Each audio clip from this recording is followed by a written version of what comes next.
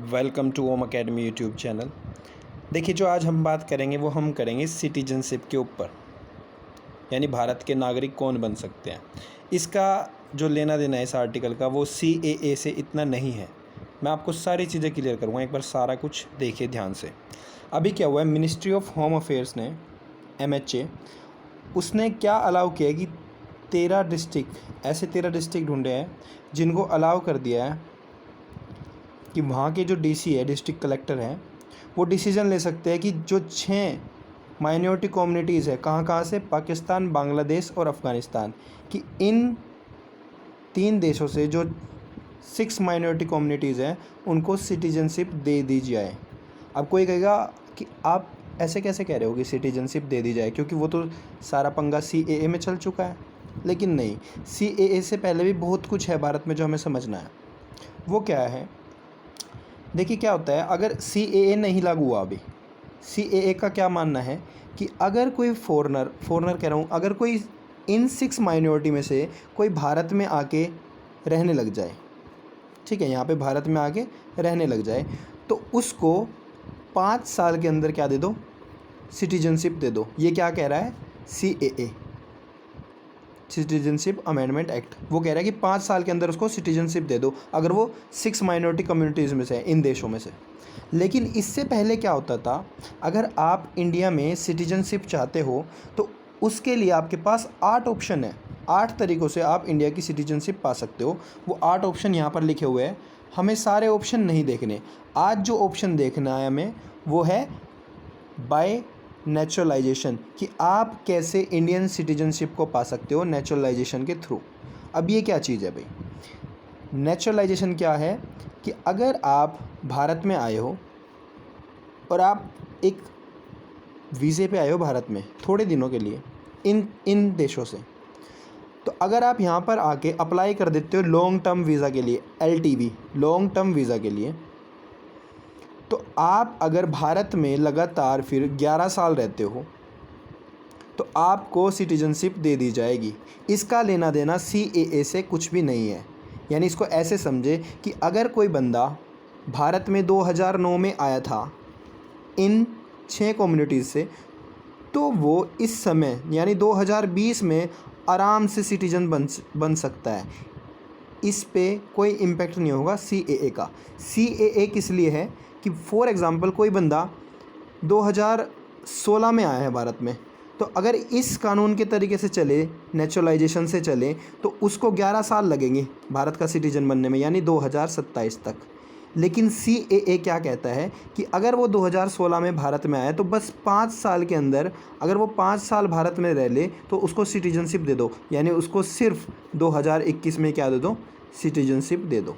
तो समझ गए, CAA सिर्फ क्या कर रहा है, वो 11 साल से टाइम पीरियड को घटा रहा है, कितने साल पर, 5 साल पर। ठीक है, इतनी बात आपको समझनी है। ये था इस चीज़ के अंदर।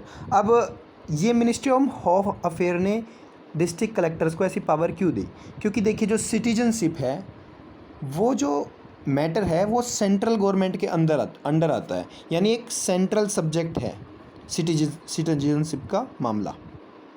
अब जो नेचुरलाइजेशन का प्रोसेस है, मैंने बताया, अगर कोई आके 11 साल लगातार इन कम्युनिटीज़ से भारत में रहने लग जाए तो उसको सिटीजनशिप मिलेगी। वो नेचुरलाइजेशन का प्रोसेस किस एक्ट के अंडर है, सिटीजनशिप एक्ट ऑफ 1955।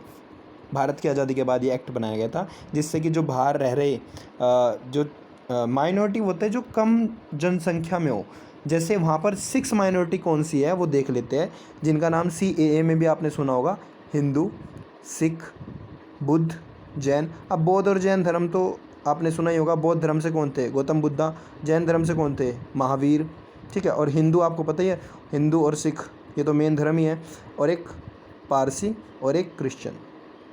तो मोटा मोटा देखा जाए मुस्लिम धर्म को छोड़ दिया गया यहाँ पे, क्योंकि भाई इसका एक मानना है इंडिया का कि भाई जो आसपास के देश है वो मुस्लिम कंट्रीज़ ही है। जो आपका पाकिस्तान हो गया, बांग्लादेश होगा, अफ़गानिस्तान होगा, तो ऐसा नहीं हो सकता कि इन मुस्लिम कंट्रीज़ में मुस्लिम के ख़िलाफ़ ही कुछ हो रहा हो। लेकिन ऐसे केस आ चुके हैं कि इन माइनॉरिटी कम्युनिटीज़ के ख़िलाफ़ काफ़ी कुछ हो चुका है वहाँ पे। जैसे अफ़गानिस्तान में थोड़े साल पहले क्या हुआ था, 1 साल लगभग 1 डेढ़ साल पहले वहाँ पे गुरुद्वारे में सिखों को मार दिया गया था। तो वो एक क्या है, वहाँ की माइनॉरिटी है। तो इसलिए भारत सरकार क्या चाह रही है कि जल्दी से जल्दी अगर वहाँ पे कोई प्रताड़ित हो रहा है, कोई अपने आप को सेफ़ नहीं समझ रहा, तो वो भारत में आए और बस 5 साल के अंदर ही सिटीजनशिप को प्राप्त कर ले। 5 साल के अंदर कैसे प्राप्त करेगा? जब वो CAA लागू हो जाएगा।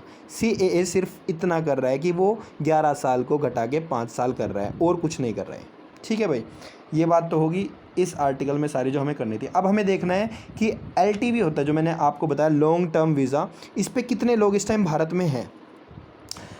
अभी 2011 में क्या हुआ था, जो UPA की सरकार थी, यानी कांग्रेस की सरकार थी, उसने कई हज़ार लोगों को क्या दिया था, वीज़ा दिया था। एक किस्म से यहाँ पे LTV दिया था, लॉन्ग टर्म वीज़ा, यानी आप रह सकते हो। कितने लोगों को दिया था? लगभग 14,000 लोगों को दिया था इस टाइम पीरियड के बिटवीन। यानी मोटा मोटा देखा जाए, ये आपसे कोई नंबर नहीं पूछेगा, आपको बस इतना ध्यान रखना है कि इस समय भारत में लगभग 2 लाख लोग ऐसे हैं जो इन कंट्रीज़ से आए हैं, पाकिस्तान, अफ़गानिस्तान और बांग्लादेश, और जो माइनॉरिटी कम्युनिटी से बिलोंग करते हैं। तो इन बंदों को सारों को जल्दी से सिटीजनशिप दिलाने के लिए CAA भारत लाना चाहता है। अगर ये जल्दी से नहीं प्राप्त करते सिटीजनशिप, तो दूसरा ऑप्शन इनके पास है नेचुरलाइजेशन का, यानी अगर 11 साल भारत में रहेंगे तो इनको सिटीजनशिप मिल जाएगी। इतनी बात है। अब मैं आपको थोड़ी बात और बता देता हूँ कि अगर आप फॉरेनर हो, ठीक है, फॉरेनर हो, और अगर आप इंडिया में आ रहे हो, तो आपको सिटीजनशिप कैसे मिलेगी? सिटीजनशिप नहीं, आपको लॉन्ग टर्म वीज़ा कैसे मिलेगा? देखिए ऐसा है, बड़े बड़े शहरों में भारत के ऑफिसेज़ खुले हैं। कौन से? Foreign regional registration office. तो इन रजिस्ट्रेशन ऑफिस में फिर से देख लो, फॉरेनर रीजनल रजिस्ट्रेशन ऑफिस। तो इन रजिस्ट्रेशन ऑफिस में जो बड़े बड़े सिटीज़ में, जैसे दिल्ली हो गया, चेन्नई होगा, कोलकाता हो गया, इन बड़ी बड़ी सिटीज़ में ये ऑफिस खुला हुआ है। तो आपको सिर्फ क्या करना है, देखिए जब तक ये माइनॉरिटी का बंदा बाहर से आया है, तो हमारे देश के लिए वो क्या है, एक फ़ॉरेनर ही है, क्योंकि वो उस टाइम पे भारत का सिटीजन नहीं है। तो उसको क्या करना है, यहाँ पर आके अप्लाई करना है वीज़ा के लिए। वो लॉन्ग टर्म वीज़ा के लिए, LTV के लिए अप्लाई कर सकता है। उसको कुछ डॉक्यूमेंट्स प्रोवाइड करने पड़ेंगे, जैसे अपना वीज़ा हो गया, अपना जो पुराना जहाँ पे पता वो रहता था वो दिखाना पड़ेगा, किस कंट्री से आया है वो दिखाना पड़ेगा, और उसको लॉन्ग टर्म वीज़ा मिल सकता है कितने सालों के लिए? एक बारी में 5 सालों के लिए। तो जैसे ही कोई बंदा आज की डेट में अगर 2021 में आता है, तो उसको 5 सालों के लिए क्या मिल जाएगा? Long term visa. लेकिन ये लॉन्ग टर्म वीज़ा एक्सटेंड भी हो सकता है, फिर 5 साल के बाद ये वीज़ा हर दूसरे साल एक्सटेंड हो सकता है। तो इस तरीके से वो क्या होएगा, पहले LTV लेके वो 5 साल यहाँ रह लेंगे, फिर उसको एक्सटेंड कराते रहेंगे, 2 साल हो गया, फिर 2 साल हो गया, और जैसे ही वो 11 साल होगा तो वो नेचुरलाइजेशन से क्या होएगा, वो अपनी सिटीजनशिप को प्राप्त कर लेंगे। तो ये सारी बातें थी। अब देखिए कुछ सिटीज़ ऐसी है जहाँ पे ये ऑफिस नहीं होते, क्योंकि ये बड़ी बड़ी सिटीज़ में, तो वहाँ पर होता है फिर foreign registration officer, foreigner registration officer. वो कौन होता है? किसी भी डिस्ट्रिक्ट में जो DSP होता है, DSP के पास ये पावर होती है कि वो किसी फॉरेनर की रजिस्ट्रेशन कर सके भारत में, और फिर वो सेम प्रोसीजर चलेगा, उसको 5 साल की LTV मिल सकती है, फिर वो एक्सटेंड हो जाएगी। तो ये चीज़ें थी जो हमें इस आर्टिकल से समझनी है। इसको आप CA के साथ बिल्कुल भी कन्फ्यूज़ ना करें, क्योंकि वो बस 11 से 5 साल कर रहा है। सो भाई अपने दोस्तों में शेयर कीजिए, लाइक कीजिए, और अगर आपको सच्ची में अच्छा लगता है पढ़ना तो सब्सक्राइब ज़रूर करें, और अपने दोस्तों से भी सब्सक्राइब कराएं। Thank you, hope you like it.